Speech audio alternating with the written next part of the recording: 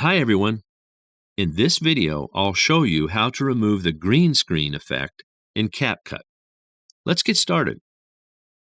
First, open the CapCut app and tap on New Project to create a new project. Next, import the video with the green screen that you want to edit. Once it's added to the timeline, click on the video clip. Now, go to the editing tools and select Remove BG. Here you'll see two options to remove the background or green screen: auto removal and chroma key.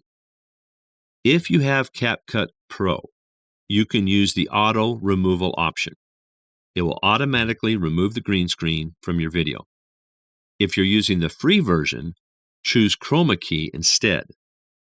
Click on it, then select the color picker tool. Use the color picker to click on the green area of your video. CapCut will remove that color, effectively removing your green screen. And that's it. You've successfully removed the green screen in CapCut.